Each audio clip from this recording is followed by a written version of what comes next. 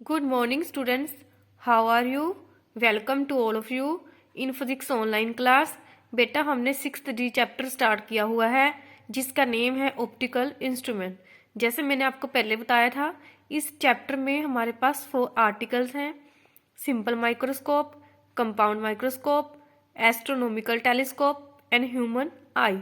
ठीक है, हमने simple microscope and compound microscope article को कवर कर लिया था। लास्ट लेक्चर में हमने टॉपिक स्टार्ट किया था एस्ट्रोनॉमिकल टेलीस्कोप। सो आज हम इस टॉपिक को कंटिन्यू रखेंगे।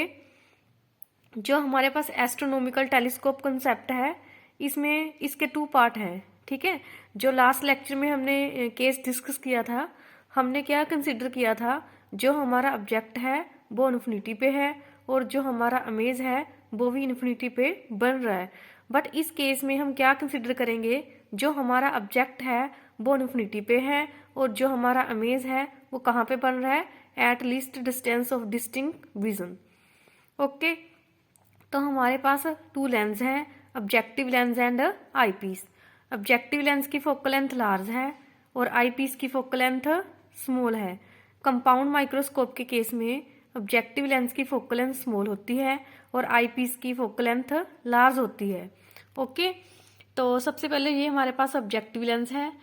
ठीक है, ये पैरेलल रेज आ रही हैं जो कि प्रिंसिपल एक्सिस के साथ एंगल बना रही हैं अल्फा। ठीक है, जब ये पैरेलल रेज मतलब कि लेंस में पास होंगी तो कहाँ पे मीट करेंगी, प्रिंसिपल फोकस पे। ठीक है, हमें पता है जो रेज पैरेलल होती हैं वो लेंस में पास करने के बाद कहाँ पे मीट होती हैं, प्रिंसिपल फोकस में। ठीक है, in case of convex lens, क्योंकि हमने यहाँ पे कौन सा लेंस कंसिडर किया है, कन्वेक्स लेंस।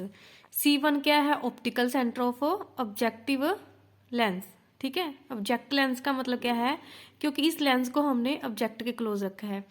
इसको हम आई पीस बोल रहे हैं क्योंकि इसको हमने किसके क्लोज रखा है, आई के क्लोज। ओके, तो ये हमारे पास let us suppose angle alpha है, तो इस एंगल को भी हम अल्फा कंसिडर करेंगे because this is vertical opposite angle. तो जो ऑप्टिकल इंस्ट्रूमेंट है वो किस प्रिंसिपल के ऊपर एक्ट करते हैं, जो एक लेंस के लिए, फर्स्ट लेंस के लिए इमेज है, वो सेकंड लेंस के लिए क्या बिहेव करता है, ऑब्जेक्ट। देखो बेटा, जो हमारा एक्चुअल में ऑब्जेक्ट है वो तो इन्फिनिटी पे पड़ा है। ठीक है, बट देखो जो ऑब्जेक्ट में से रेज निकल रही हैं लेंस से पास होके किसी पॉइंट पे मीट कर रही हैं, ये हमारा क्या बन गया, इमेज। ठीक है, किसका इमेज है, ये ऑब्जेक्टिव लेंस का। तो ये वाला इमेज इस लेंस के लिए क्या बिहेव करेगा, एज ए ऑब्जेक्ट। ठीक है, तो ये वाली रे कहाँ से पास हो रही है, ऑप्टिकल सेंटर से, और ये वाली रे प्रिंसिपल एक्सिस के पैरेलल है, इसलिए ये वाली रे कहाँ पे पास होएगी, प्रिंसिपल फोकस में से। ठीक है, तो देखो बेटा, ये दोनों रे आपस में पैरेलल है। जब ये आई पीस से पास होती है, दोनों रे आपस में पैरेलल है, ये किसी पर्टिकुलर पॉइंट पे मैच नहीं हो रही। ठीक है, अगर 2 रे या 3 रे किसी पर्टिकुलर पॉइंट पे मैच नहीं होती तो हम उसको क्या करते हैं, बैक ट्रेस करते हैं। बैक ट्रेस करने के बाद यहाँ पे रे मैच करती हैं, वहां पे हमारा क्या बनता है, इमेज। तो A double dash B double dash हमारा क्या है, फाइनल इमेज। ठीक है, ये हमारा आई पीस है। ठीक है, जो हमारा फाइनल इमेज बन रहा है वो कहाँ पे बन रहा है, at least distance of distinct vision. ठीक है, तो देखो इस केस में हमने वर्चुअल इमेज बनाना है किसी एक पर्टिकुलर पॉइंट पे, मतलब कि हमने इन्फिनिटी पे नहीं बनाना। इसलिए जो हमारे पास FO पॉइंट है, इसको हम मतलब कि जो लास्ट वाला लेक्चर था यहाँ पे मैंने FO कंसिडर किया था, इसी पॉइंट को ही मैंने FE कंसिडर किया था। ठीक है, तो इस केस में हम इस पॉइंट को FE कंसिडर नहीं कर सकते, क्योंकि अगर मैंने इस पॉइंट को FE कंसिडर कर लिया तो जो हमारी मतलब कि जो हमारा फाइनल इमेज है वो कहाँ पे बनेगा, इन्फिनिटी पे। हमने इमेज को कहाँ पे बनाना है, किसी एक पर्टिकुलर पॉइंट पे। वो पर्टिकुलर पॉइंट कौन सा है, at least distance of distinct vision. तो इस केस में मैग्नीफाई पावर क्या होएगी, ratio of the angle subtended on the I by the image. ठीक है, upon ratio of the angle subtended on the I by the object. ठीक है, object यहाँ पे इन्फिनिटी पे है और जो हमारा फाइनल इमेज है वो कहाँ पे बन रहा है, at least distance of distinct vision. So हम इस आर्टिकल को सोल्व करते हैं। सबसे पहले मैग्नीफाई पावर, मैग्नीफाई पावर का फॉर्मूला होता है बीटा अपॉन अल्फा।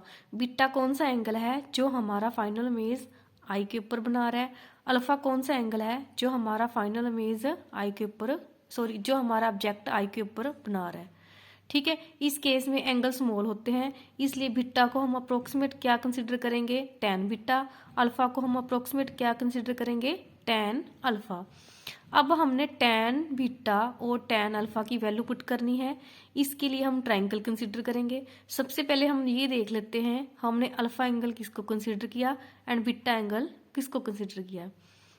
हमने अल्फा एंगल कंसिडर किया A'(C1B') ओके, और हमने बीटा एंगल कंसिडर किया A'(C2B'). ठीक है, मैग्नीफाई पावर का फॉर्मूला होता है बीटा अपॉन अल्फा।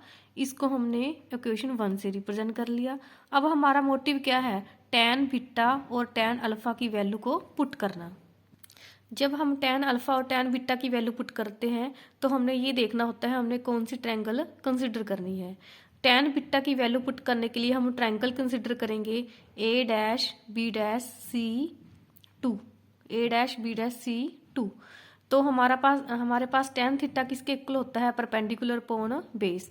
इसलिए tan बीटा की हमारे पास वैल्यू आ जाएगी A'(B')/C2B'। देन हमने tan अल्फा की वैल्यू पुट करनी है। tan अल्फा की वैल्यू पुट करने के लिए हम ट्रायंगल कंसिडर करेंगे A'(B')/C1। हमारे पास tan अल्फा की वैल्यू किसके इक्वल आ जाएगी, A'(B')/C1B'। ओके, अब हमने दोनों की वैल्यू फाइंड कर ली है। अब हम क्या करेंगे, जो मैग्नीफाई पावर का फॉर्मूला है बीटा अपॉन अल्फा, उसमें ये वैल्यू पुट कर देंगे। ठीक है, वैल्यू पुट करने के बाद हमारे पास फाइनल रिजल्ट आ गया C1B'/C2B'।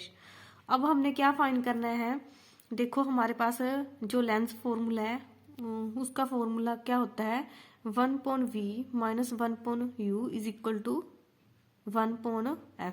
ठीक है, ये आई पीस के लिए है, इसलिए इसको VE लिख दिया मैंने, यहाँ पे UE लिख दिया और यहाँ पे FE लिख दिया। अब हमने इसको सोल्व करना है। हमारे पास इसको तो हमने एज इट इज रख लिया, इस टर्म को हम राइट हैंड साइड लेके अब हमने इन दोनों का एलसीएम ले लिया, तो हमारे पास ये फाइनल रिजल्ट बन गया। ओके, अब हमने क्या करना है, जो ऊपर वाली सारी इक्वेशन है इसको हमने FE के साथ मल्टीप्लाई कर देना है। ठीक है, जब हम इसको FE के साथ मल्टीप्लाई करेंगे, देखो हमारे पास क्या बन गया, सॉरी हम इसको FO के साथ मल्टीप्लाई करेंगे क्योंकि हमारे पास जो मैग्नीफाई पावर है वो किसकी इक्वल है, FO/UE। ठीक है, ये हमने वैल्यू पुट कर दी थी C1B' और C2B' की। तो अब हमने इसको FO के साथ मल्टीप्लाई कर लिया। ठीक है, तो V क्या है हमारा, जो मतलब कि फाइनल इमेज है वो कहाँ पे बन रहा है, at least distance of distinct vision. हमने यहाँ पे IE कंसिडर किया क्योंकि इमेज है वो किसके विद रिस्पेक्ट टू है, आई पीस के लिए। ठीक है, VE को हम क्या पुट कर देंगे, -t।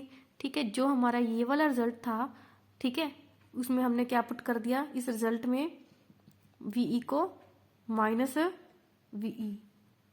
देखो जो हमारे पास FO/FO/UE की वैल्यू है वो हमारे पास ये वाली है, तो VE को हम क्या पुट करेंगे, -d। सिर्फ मैंने क्या किया है, यहाँ पे जो VE है उसको -d पुट कर दिया। यहाँ पे प्लस था तो क्या आ गया, यहाँ पे माइनस था तो क्या आ गया, प्लस। ये हमारे पास एंड वाला रिजल्ट आ गया। ठीक है स्टूडेंट्स, जो एस्ट्रोनॉमिकल टेलीस्कोप है उसमें हमारे पास 2 केस हैं। फर्स्ट केस में हमने क्या कंसिडर किया, जो हमारा ऑब्जेक्ट है वो भी इन्फिनिटी पे है और जो हमारा इमेज बन रहा है वो भी इन्फिनिटी पे बन रहा है। सेकंड केस में हमने क्या कंसिडर किया, जो हमारा ऑब्जेक्ट है वो इन्फिनिटी पे है और जो हमारा फाइनल इमेज है वो कहाँ पे बन रहा है, at least distance of distinct vision. अगर आपको ये 5 मार्क्स का टॉपिक पेपर में आता है तो आपने दोनों केस को अच्छे अच्छे से सोल्व करके देखना है। मतलब कि वहाँ पे अच्छी अच्छी डायग्राम बनानी है, दोनों को आपने वहाँ पे सोल्व करना है, नहीं तो आपको हाफ मार्क्स मिलेंगे। ठीक है, ओके बच्चे, जो हमारा 6th D चैप्टर है उसमें हमारे पास 4 आर्टिकल है, simple microscope, compound microscope, astronomical telescope and human आई। ठीक है, 3 टॉपिक हमने कवर कर लिए हैं। जो ह्यूमन आई है वो आपने 10th क्लास में भी टॉपिक पढ़ रखा है, मैं आपको उसके नोट्स सेंड कर दूंगी, तो अपनी फेयर नोटबुक पे उसको राइट कर लेना, रीड कर लेना। कोई भी प्रॉब्लम हो तो मेरे साथ शेयर कर देना। ठीक है, okay, thank you, have a nice day.